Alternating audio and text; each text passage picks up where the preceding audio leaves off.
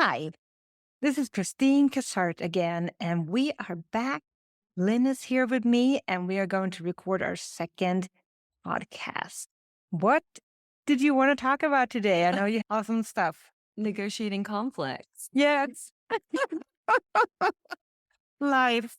Oh my Yeah, it's goodness. just life on life's terms and just the nature of showing up and doing this together and just trying to get set up and there's just conflict all around. It's just life on life's terms. But yeah, we both have things going on and inevitably we deal with people. Yes.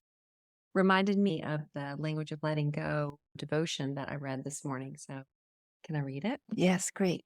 Okay. Negotiating conflicts. Recovery is about more than walking away. Sometimes it means learning to stay and deal. It's about building and maintaining relationships that work, and that's from Beyond Codependency. Problems and conflicts are part of life and relationships with friends, family, loved ones, and at work.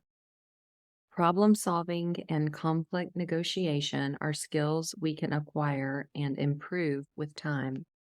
Not being willing to tackle and solve problems in relationships leads to unresolved feelings of anger and victimization, terminated relationships, unresolved problems, and power plays that intensify the problem and waste time and energy. Not being willing to face and solve problems means we may run into that problem again. Some problems with people cannot be worked out in mutually satisfactory ways. Sometimes the problem is a boundary issue we have, and there is not room to negotiate. In that case, we need to clearly understand what we want and need and what our bottom line is. Some problems with people, though, can be worked out, worked through, and satisfactorily negotiated. Often, there are workable solutions for solving problems that we will not even see until we become open to the concept of working through problems in relationships rather than running from the problems. To negotiate problems, we must be willing to identify the problem, let go of blame and shame, and focus on possible creative solutions. To successfully negotiate and solve problems in relationships, we must have a sense of our bottom line and our boundary issues so that we don't waste time trying to negotiate non-negotiable issues.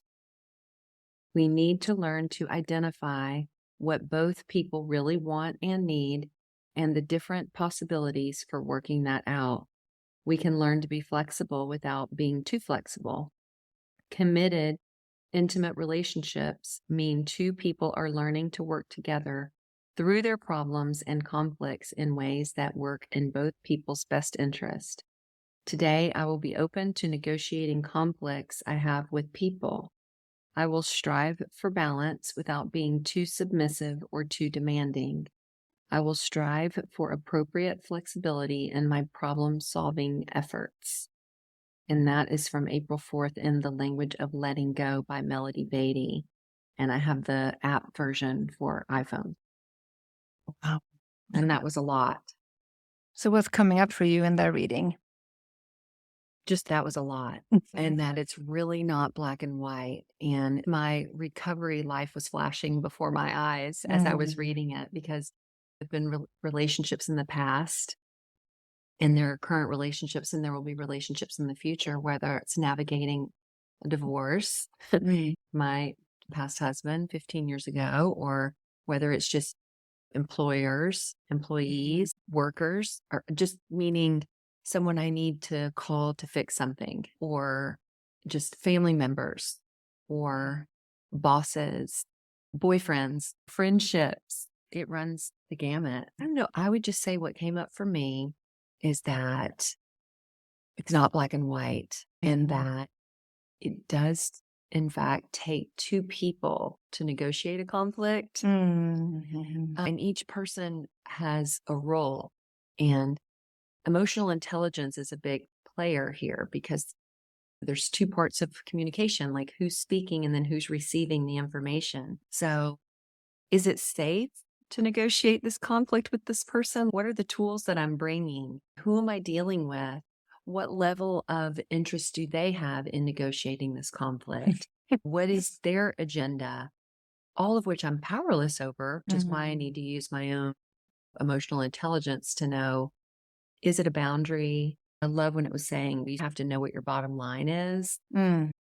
And that really helps me because there are some people that it is not safe for me to try to negotiate a conflict Mm. for whatever reason.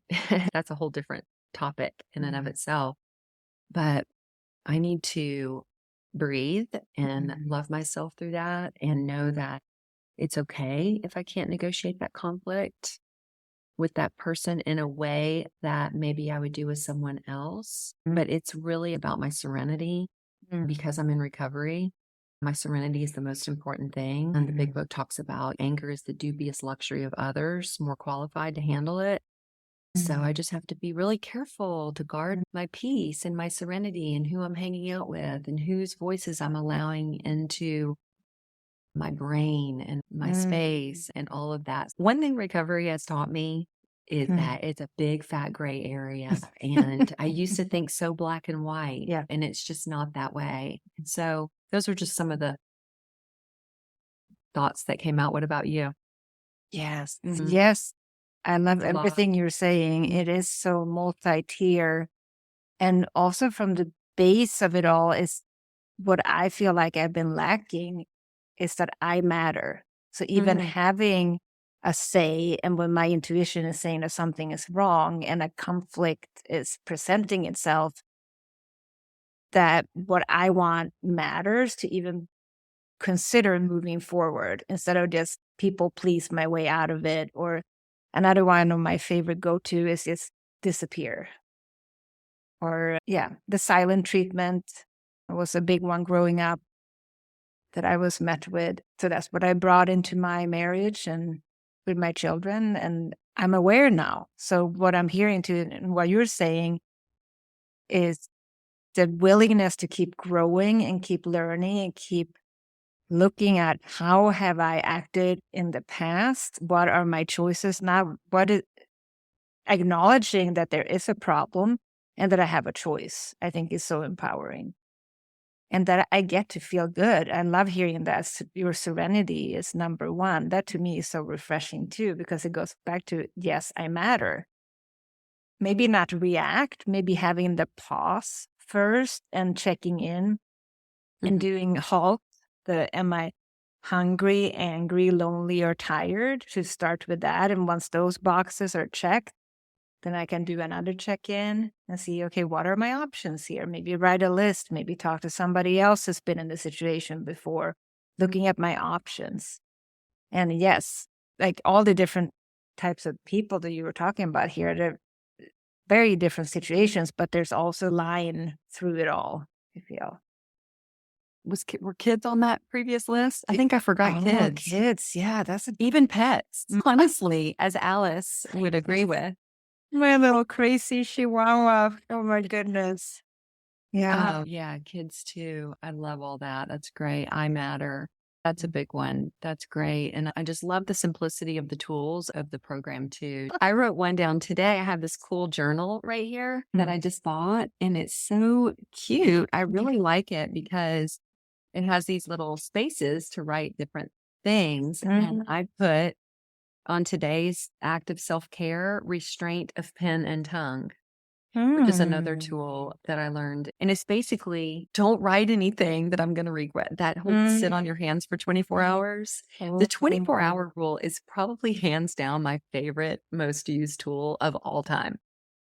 Yeah. It's Mm. just don't say anything today. Sleep on it. I can write it down, but don't send it. Don't send it in the tongue. Just don't say it. Don't send it. Just sleep on it and see how you feel tomorrow. And I'm going to tell you 10 out of 10 times I feel differently the Mm. following day. And I somehow edit or change what I, in fact, do send, or I don't send it at all or Yeah. say it at all. Yeah. So that's a big one. And just you mentioned just the not reacting. Mhm. Yeah, because it's a lot of work to stay serene and calm. I work really hard to stay serene and calm, Yeah. which seems like an oxymoron, but it really does require a lot of work to Yeah. be Uh-huh. peaceful and calm and serene and not react and not be reactive, restrain of pen and tongue. Yeah, I really like that. One exercise that I did with my therapist was that I had a conflict, and for a full week, I was not supposed to respond. I was just supposed to process, think about it, and I was supposed to write, but not send it. So write as many letters as I possibly could to just get it out of my head and onto the page, but not send it. And really just see which part of me is reacting. Is it the 7-year-old me? Is it the teenage me? Is it the 20-year-old me? Is the adult me? And also letting each version of myself be heard, because in this situation, my inner child was very hurt. So she just needed to be heard and held and just be like, I believe you. I see you. But the person I was in disagreement with, even if I would have sent any of these letters, would not have heard that or been able to understand. And there's sadness in that too, right? That the connection that I wanted was not there. Another thing that I feel with growing up is that in earth years, I am now 48 going on 49, but emotionally, maturity, I might be on a good day, maybe I'm 17, 18. I feel very similar to my teenager some days emotionally. And just owning up to that and feeling like some days I feel like I'm 3 years old, especially if I'm tired and I'm like, I might just need to go take a nap here because everything you're saying is making me really mad. But maybe if I take a nap, maybe you just said, hi, it's sunny outside today. But that's not what I heard. Yes. Oh my Well, I goodness. love what you're talking about because ultimately it's like the body gives cues, the body doesn't lie. And I'm listening to you and I'm thinking about just I need to take a nap or hungry, angry, lonely, tired. All these things are cues from the body and just how the body is just such our friend and lets us know things if we listen and if we care and if we, like you said, I matter. I just really love that. But yes, I'm working with my coach and we're on this thing about respecting yourself. Give a shit about yourself enough to respect yourself. And respecting myself means taking a moment and writing it down or celebrating my victories of restraining pen and tongue, acknowledging that's hard, acknowledging that my needs weren't met by that person and I'm just letting them off the hook and being with myself and saying that really is hard. I really want that from them and they're just not going to give it to me. So I'm going to let them off the hook. But I still have feelings about it. And I still feel hurt or misunderstood or not seen or frustrated or pissed, frankly. I love Marianne Williamson always says whoever's saner at the time is the one that has to be the responsible one in any kind of conflict resolution. And so that too, just being the responsible one, taking the high road or being the bigger person, all of these things that basically the 12 steps of recovery teach us. We resolutely set aside the wrongs of others and we look for our part, 1/2 of 1/10 of 1%. And that's the part that we can change or that we focus on, keeping the focus on ourselves. Not perfectly, not without challenges, not without slipping, not without just having a human experience of lashing out or something. But the steps bring us back to, okay, what's my part? Ask, what's the character defect? Do I owe this person an amends? Or do I just need to make a living amends? It's not always groveling or even apologizing. It's about, you know what, Lynn, you have this thing and you were tired, you're exhausted, you haven't drank enough water. Like right now, I have a migraine and I'm going to my chiropractor after here.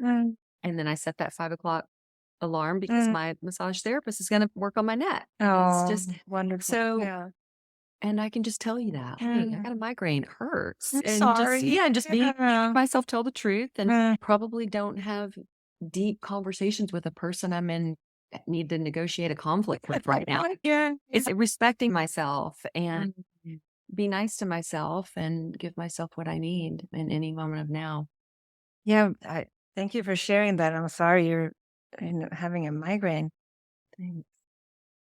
I'm so present to as well is that going back to you matter and then seeing emotions as indication that something is wrong. So if anger bubbles up or sadness or frustration, these are just our body trying to tell us that something is not right. So maybe we don't need to act on it. For me in recovery, anger often turned to rage, which I feel can be almost like an addiction too. It takes control over you. But I have the right to be angry. If I get offended or my boundaries are being crossed over and over again, anger is just telling me, hey, you need to make a different choice here. Something is not right. But maybe I can retreat to myself, feel the emotion. And what it's been so new for me too, is that I didn't think emotions were allowed and they're really scary. So some emotions I thought was going to kill me. So I would do anything to not feel the emotion. Would numb with alcohol, cigarettes, working, staying busy, anything, reading, watching TV. But just allowing that emotion, like right now, I'm really pissed off. I think I'm going to go just shake my body and just roar, just get it out of my body. That was a really messed up thing to do and not question my body for feeling that way and just getting it out. And also what you said, thank you for sharing how your body's feeling right now, because with my kids having 2 teenagers now, just this is how I'm feeling right now. So I'm on my period. I had a really shitty day at school. And I'm like, oh, I had a really shitty day at work. Okay. So that's where we're meeting each other. And it's dinner time. So we're obviously both hungry. So we're basically setting the stage that this is a minefield right now. So if you raise your voice, I might start crying because I can't deal with that right now. And then you get mad. So this is okay. But now we know. Now we know. Now we know where we are in this moment right now. And then we can go from there. Yeah. That's good, especially with teenagers. Yes, my teenage daughter and we laugh. We're able to laugh at each other. Even last night, I missed my connecting flight. I got home late. I went and stayed with my daughter at my sister's house in an uncomfortable sleeping situation. And anyway, so Mackenzie, my daughter, starts telling me about, I want to go to breakfast in the morning. Right. And so we have this thing about food. So we're laughing about it. And the thing about food is we're both picky. We care about what we put in our bodies. What do you? So I know that you think about the restaurants in Sarasota. Yeah. And who's going to have what I want and what milk do they use? What oil do they use? They don't. And so we get in this back and forth thing where I mentioned something. She's, I can't do that place. They don't do the blah, blah, blah. Yeah. And then she'll say, well, what about this place? I'm like, I'm not going to eat if we go there because they don't have good coffee, but I can get a coffee beforehand. And then, so we're negotiating this whole meal, which is going to happen in the morning, which was today. And we ended up going to Sun Garden, which was a great choice. And the way that we decided that was that she wanted pancakes, but she works at Oasis, who has fabulous pancakes, but she didn't want to go to her place of business. Yes. So it was like, okay, who has the pancakes? That was right. And so she picked another place, but I don't like their coffee. So anyway, went from there. But my whole point is that we were laughing in the bed because, first of all, we're delirious because we were up too late, but with all of this travel stuff. But we know ourselves, like you're describing, setting the stage. And so I said, let's decide tonight before we're hungry. Because we've literally been driving down the road and we're just yelling at each other. I can't do it. I can't go to that place. We've gone down this road enough. I think the beauty and the goal is to be able to laugh about it. Love that. It's just about truth telling. Yeah. And that is rigorous relationship with truth is the number one thing that my coach has. I've worked with him for 15 years. The answer to every single problem, challenge, anything is tell the truth. You just tell the truth. And you might not be able to say it to that person, that moment, or you're agitated or whatever, but tell the truth to myself. It all starts with me, how I'm feeling, the I matter thing. I just really love that I matter thing. The way I describe I matter, I call it not apologizing for taking up space on the planet. So it's that same thread, much shorter, more powerful phrases, I matter. But yeah, just little ways of how I used to be. And now it's, oh yeah, I'm not sending food back or something like that at a Yes, yes, restaurant. yes. That's a great example. And your Mhm. kids are mortified. They're like, they Right. would just rather die than you tell the truth about this Mhm. terrible meal that you're having or something. I was just in Memphis and I just did it. I ordered some overnight oats on a menu and I was like really excited about it because Mm, it was almond butter. It was all the things I like, right? mm, Cacao nibs. So I was like, I didn't like anything else on the menu. So I was like, you know what? I'll get a cappuccino and I'll get mm, this overnight oats. And they came and it was this bowl. It literally was a bowl of oatmeal, cold mm, oatmeal. There were not cacao nibs, they were chocolate chips, mm. big That's a chocolate big chips, difference. Yeah, big chocolate gosh. chips, not like little, like big milk chocolate chips. And there was no almond butter. Oh, wow. And so I took a bite of it. I was like, let me Uh, just see. It was cold. uh, The oat milk had fermented. So it was oh, sour. yeah, yeah. So I literally spit it out in my Mhm, napkin and mm. just was like, oh, wow, that's fermented. Because I've come from a restaurant background, Yeah. being a business owner, I wanted to tell the manager, hey, Mhm. heads up, you don't want to serve that to anybody else. Yeah. And it was just so funny because I was with a young lady, a Mm, 19-year-old, and I try to be very careful of mm, how I present that mm, because I know that they're mortified, typically mm. at that age.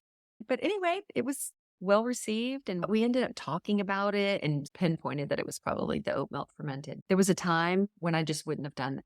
Yeah. There was a time when I would have eaten it. There was a time when I would have eaten Yeah. it. Yes. How sad is Oh, that? no, I hear that. That It must be makes me difficult. sad Yeah. for that version of myself. Mhm. I would have eaten that and Yeah. not said a word.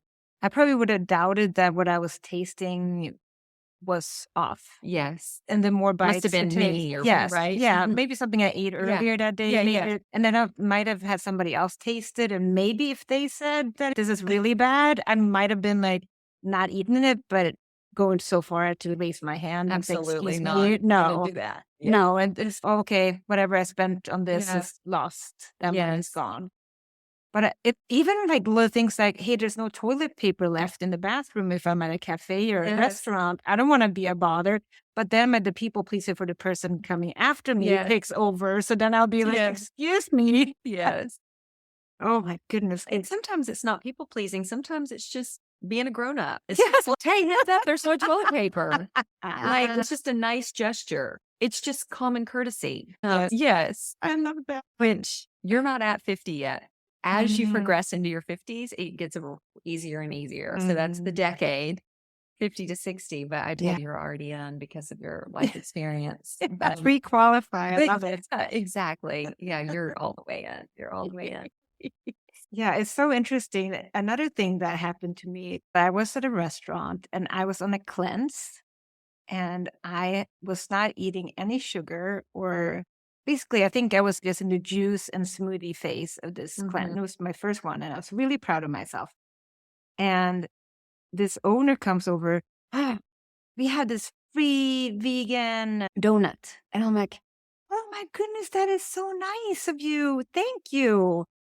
And it didn't even cross my mind not to eat it Mhm. because I felt that they had gone through such trouble to present this gift of love to me. So if I turned it down, I was basically breaking their heart. That's Yes. seriously what I thought. So I felt I had to eat the whole thing because I didn't want to hurt their feelings. Right. Again, like I matter, my body matters. And that, of course, triggered my sugar addiction. So that cleanse was way in the rearview mirror by that evening, and I was eating all the things I didn't want to eat. So it's just so Mhm. interesting. Just really going back to that.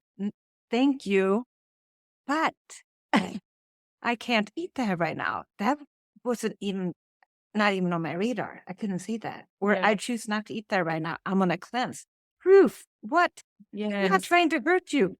I can see that you're trying to do something really nice. I'll bring it home and Yes. or actually, for me, I can't bring it home because I'm an addict. So if I bring it home, I'll eat it. But thank you very much.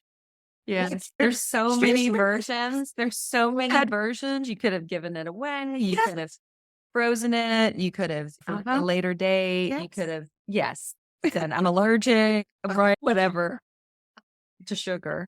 Yeah. Well, I probably. know. No, but it's true. I'm remembering Carol Bowers, who was like my mentor at the treatment center I went to back in the late 90s. And she would highlight these examples like that you're talking about, but they were much more like a dangerous situation.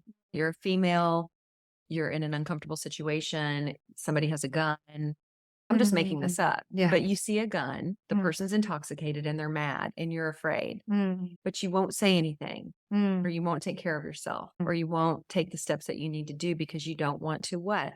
Yeah. Hurt their feelings, make them upset, or maybe get shot. But really it's typically around hurting someone else's feelings. Yeah. And the way that Carol Bowers would phrase that is she said, so you would rather die than take care of yourself.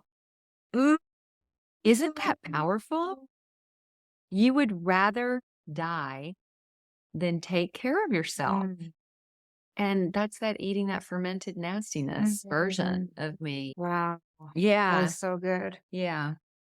It keeps going back to, if I don't matter, living or not living doesn't really matter either, because I'm not, like you were saying, allowed to take up space here on Earth. Yes. Yeah. And that shows up in a variety of ways. I can remember crossing the street with someone, a male, and this was in the last 3 years, and he was scurrying, apologizing to the cars that were at the stop sign while we were crossing the street. And this is how I knew I was getting better. And he was, hurry, cars are waiting, and waving to them and apologizing. And I said, absolutely not. Yeah. I'm walking across the street. I'm not going to apologize for taking up space on the planet. And I was like, pat myself on the shoulder for that because, and it comes across bitchy almost. Yeah. But it's really, I got to run across the street because the car has to wait for, I don't know, 6 seconds. Yes. It was a stop sign in the Rosemary district. There was not even another car there. It was whatever. It's not New York City and her. Yeah. Anyway. And even if they are honking at you, that's more on them because they didn't leave on time or something has happened in their lives. Even if they are honking, which they weren't. Yeah. But even if they were, we're throwing their hands up. Yeah. Oh, yeah. Oh, my goodness. What I want to come back to as well is how I felt like after our first episode that we did and how I can go from having two different personalities. One is like Tigger, who's out there and doesn't give a shit about what other people think. Yes. And the other one is Eeyore, who is just, oh, it's me. Everything is so scary. So what happened was the day after we recorded the podcast, Tigger had been doing all the things, right? Even put it up on all the platforms that same day. They said, go, can do anything. And then Eeyore wakes up the next morning like, holy shit. Yes. What did you do? What did you say? I can't remember what you said. And then I re-listened to the podcast, I think probably 20 times to just make sure it sounded coherent. And did I offend anybody? God forbid. So did I create any conflict? What are people going to think of me? And did I hurt anybody? It's so interesting. It is so interesting. And what you're talking about is very real. It really is. You and we're running an experiment by doing this podcast thing. I'm not sure I want to do a podcast. I really don't know for those reasons. Am I going to have the thick skin? Am I going to be able to be honest is the real question. Am I going to really be able to be honest and really be authentically me? I am. I was then. I am right now. And is that interesting enough? I don't know. Is it interesting enough just to not raise some sort of conflict, maybe hurt somebody's feelings? I don't know, not on purpose. Yeah. But you listen to these other, I don't know, podcasts or shows or successful this or that. So I don't know where that all plays in about. I do know in recovery that my intention is not to hurt anybody's feelings. Yeah. For sure. It's really about, this is my experience, strength, and hope. Take what applies and leave the rest. That is my freaking shirt I'm wearing at all times. It's on my hat. It's on my shirt, my invisible tag slogan. And it really is. And I do that on the flip side. I take what applies and I leave the freaking rest. It's just the most helpful thing because I am one person. I have my own viewpoint based on my life experience. Nobody has the same life experience as me Yeah. or you or anybody else for that matter, right? And Mm-hmm. so when I hear political things or news things or people who say this or that about the way it is, religion and politics definitely are the big ones. I take what applies and leave the rest to the best of my ability, right? Mhm. Yeah, that's a really good point. And one thing that I learned in Codependence Anonymous is also say what you mean, what you say without being mean. So it's like important to check all those Mhm. boxes. And I think it's a learning experience too. And I do feel like we have a lot of strength and hope and knowledge and to share that will help people. And that's really what drives me forward. That's what Tigger is so excited to get out into the world because I Totally. feel like we can help so many people that are on this path, maybe are sober curious or and can't really see a way out, or somebody who's in a relationship and thought they got married for life and maybe it's not that good. What do I do? Oh, people have walked this path before me. What did they do? Yeah, But it's scary, and I want to acknowledge that it's scary it is. and maybe do it anyway, maybe not.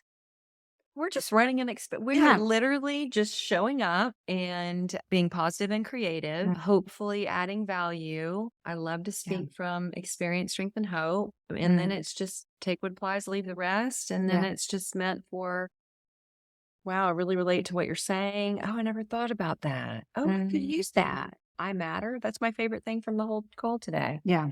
The whole podcast is I matter. And And I think just like showing up messy too, because just yeah. you sharing how your morning was and your evening. Mhm. I was literally like on my couch bawling my eyes out earlier because things that's going on in my life. I had to go lay down and do a yoga nidra. So when you texted, I was in bed and Mhm. here we are. Perfect. Because this is life. I Yeah. don't even know what perfect or normal looks like, but this is my life today. I'm going through a divorce. I am trying to be the best possible mother that I can be. And it's hard. It's really hard. But I have this drive within and I just want to keep healing, keep getting better, keep knowing that I matter so I can be the best possible version of myself, which is new, and also for my kids. Love that. It's fabulous. And where I am in my life, you're right. This is life. Life on Mhm. life's terms. Where I am Yeah. is I'm coming up on 1 year of closing my business. Mm. That was my entire identity. Felt Mm. like it wasn't, but it felt like it.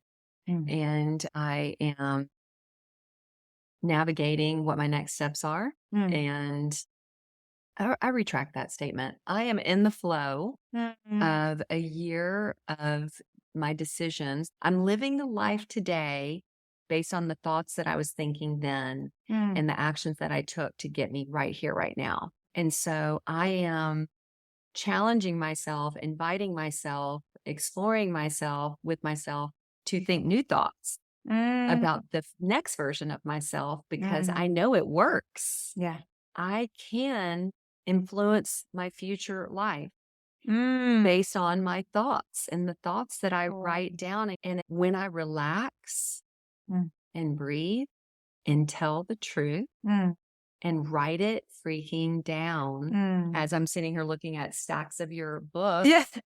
Kristine Cassart, The Unconventional Addict, A Guide to Healing, Transformation, and Living with Purpose, Mm. a tangible example Mm. coming full circle of writing it down. Mm. And I have a book in me. And as you told me, my book it's already there. Mm. And that's one of the things that I intend to do. Mm. So I'm going to keep writing and keep thinking new thoughts and going inward and relax. When I relax, this is the key for me. Relax, breathe, tell the truth, and Mm. write it down. It sounds so simple. It is so, but we make But it's yeah. not easy, Yeah. just like Mhm. the other things that we like. Mhm. So, Yeah, then we keep doing that over and over again. And I did not write this book in one sitting. It took me mhm. 6 years, and I did not do it alone.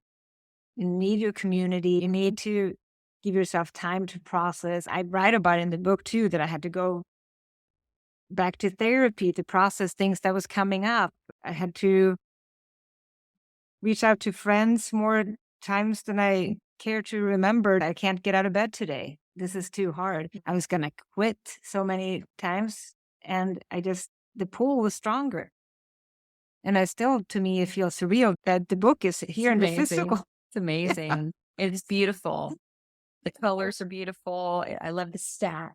Yeah. Your marketing materials and all of the work that you've done, your website, your clarity of your offerings, your, willingness to help others, including me and coach me, and you're doing your Artist Way group. I'm a huge fan of the Artist Way. So you're an inspiration. Oh, thank you. And we're complex. You can be having all of this conflict in relationship and be an inspiration. Like it all exists at the same time. Both can be true at the same freaking time. I don't have to be one or the other at all times.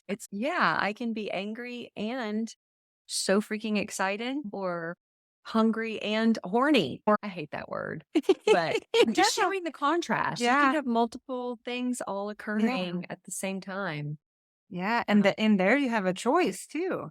Yeah. Because at first you need to be able to acknowledge what you're feeling. And then you can be like, okay, so I have a choice here. What do I want to do? I have multiple choices. It's really empowering, I think. Yeah, it is. I want to end by asking you what you have going on and how people can find you. Thank you. Let's see. What do I have going on? I'm coaching people on sober life. So that means that you don't have alcohol really has nothing to do with it. That might be my tagline. Oh, I love it. I'm playing with my messaging a little bit, but I am actively taking clients. And what that looks like is they can just go to lynnlarge.com, large like big. Yeah. Or it depends on who I'm talking to. Sometimes I say large like in charge, yes, that's good. but large like big, Lynn, lynnlarge.com. And make an appointment. I offer a 30-minute free consultation just to connect. It's really not, a consultation isn't even the best word, just a connection point, just to say what's going on. Let's see if there's a way that I can support you in what you're going through. And typically I talk to a lot of moms of struggling children. That's who's showing up right now. Yeah, either with legal problems or addiction problems or behavior problems or just unmanageability in their lives. And how can I empower them? How can I support them in being the best support for their loved one? So I'm doing that. And then currently I'm in Sarasota this month. And then there's some future things that I'm planning, but I am actively working on my book and writing. And I guess I'm podcasting now. Yes. So just milking it. I'm just milking this time, this flow. I'm actively working with my coach. I'm actively working with both of my daughters to help support them. One of them's living in Los Angeles, doing great. She's starting a new venture. And then my other one is going to Europe. So how fun is that? Because she's exploring all the things that she loves. And so I want to be fully present for them and those around me, those around me that I love and care about that need help and support. Oh, I love that. That's what I'm up to. I can't recommend you highly enough. And I'm so excited to hear that you have your coaching business up and running. So check that out, lynnlarge.com. Thank you so much for today. We are going to sign off now. And I don't really know how to do that, so we're just going to say goodbye. See you later. Or wait, my one friend says, bye for now. Oh, bye for now. I love that.